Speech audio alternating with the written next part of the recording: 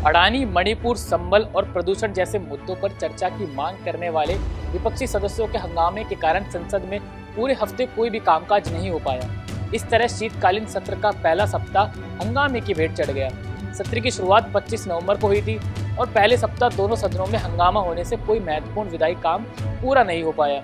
पूरे हफ्ते में एक भी दिन ना तो शून्यकाल हुआ और ना ही प्रश्नकाल चल पाया। ऐसे में जिस संसद में महत्वपूर्ण मुद्दों और मानव विकास से जुड़े जैसे मुद्दों पर चर्चा होनी चाहिए, वहाँ तो केवल हंगामा हो रहा है। ऐसे में सबसे बड़ा सवाल उभरता है कि आखिर ऐसे कब तक चलेगा।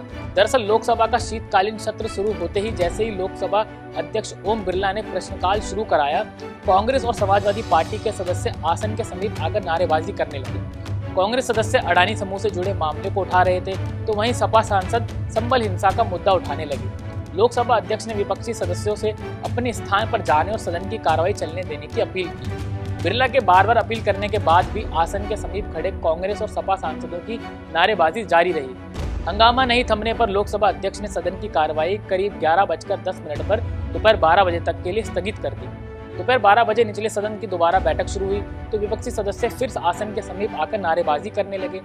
शोर शराबा जारी रहने पर पीठासीन सभापति दिलीप सैकिया ने दोपहर करीब 12:10 पर सदन की बैठक फिर दिन भर के लिए स्थगित कर दी। ऐसा हर बार पूरे हफ्ते चलता रहा।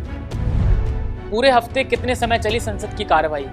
संसद के शीतकालीन सत्र का पहला हफ्ता हंगामे की भेंट चढ़ गया। पहले हफ्ते में एक दिन संविधान दिवस का विशेष कार्यक्रम हुआ और बाकी 4 दिन में सिर्फ 40 मिनट कार्यवाही चली। हर दिन दोनों सदनों में औसतन 10-10 मिनट कार्यवाही हुई।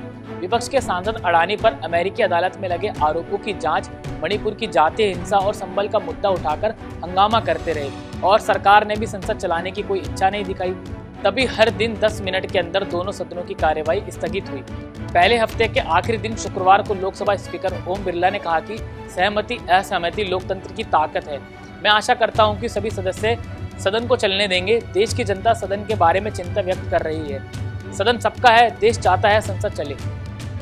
संसद की कार्यवाही स्थगित होने के बाद नेताओं के बीच बयानबाजी का दौर भी शुरू हो गया है।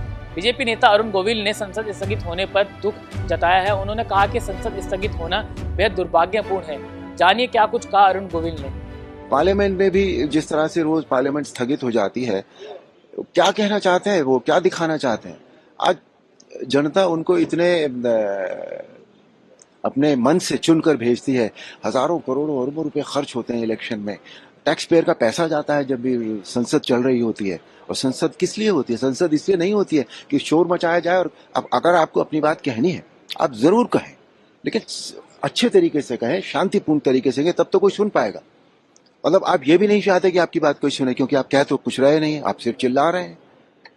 तो ये ठीक नहीं है। उनको ये गैर जिम्मेदाराना एटीट्यूड है विपक्ष का। अब कुल मिलाकर देखा जाए तो विपक्ष अडानी मुद्दे पर सरकार को घेरना चाहता है।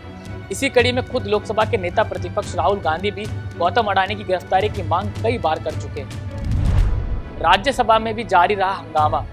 राज्यसभा में सदन की कार्रवाई आरंभ होने पर सभापति जगदीप धनखड़ ने बताया कि उन्हें विभिन्न मुद्दों पर नियम 267 के तहत चर्चा के लिए कुल 17 नोटिस मिले हैं, लेकिन वह इन्हें स्वीकार करने की स्थिति में नहीं है। कांग्रेस के कई वरिष्ठ नेताओं ने अडानी समूह के खिलाफ भ्रष्टाचार, रिश्वतखोरी और वित्तीय अनियमितताओं सहित अन्य कदाचारों के आरोप के मुद्दे पर चर्चा के लिए नोटिस दिए थे। राज्यसभा के सभापति जगदीप धनखड़ ने विपक्ष को आड़े हाथों लिया है। सभापति ने संसद की कार्यवाही स्थगित करने से पहले कहा कि हम इस देश के लोगों का अपमान कर रहे हैं, हम उनकी उम्मीदों पर खरे नहीं उतर रहे हैं। सभापति ने कहा कि हमारे कार्य जन केंद्रित नहीं है, जनता इन्हें पूरी तरह से नापसंद कर रही है। बहरहाल शीतकालीन सत्र को 20 दिसंबर तक चलना है, लेकिन विपक्ष के हंगामे के कारण ऐसा प्रतीत होता है कि बिलों को पास कराने में सरकार को खासी मशक्कत करनी पड़ेगी। सरकार के पास 25 दिनों का समय शेष है और इतने ही दिनों में 16 विधेयकों को लोकसभा और राज्यसभा में पेश किया जाना है। ऐसे में अब देखना दिलचस्प होगा कि संसद में हंगामा रुकता है या फिर जारी रहेगा। फिलहाल के लिए इतना ही। देश और दुनिया की तमाम खबरें देखने के लिए देखते रहे पंजाब केसरी टीवी। नमस्कार। हमसे जुड़े रहने के लिए हमारे YouTube चैनल को सब्सक्राइब करें और नई वीडियो की नोटिफिकेशन के लिए बेल आइकॉन को दबाएं।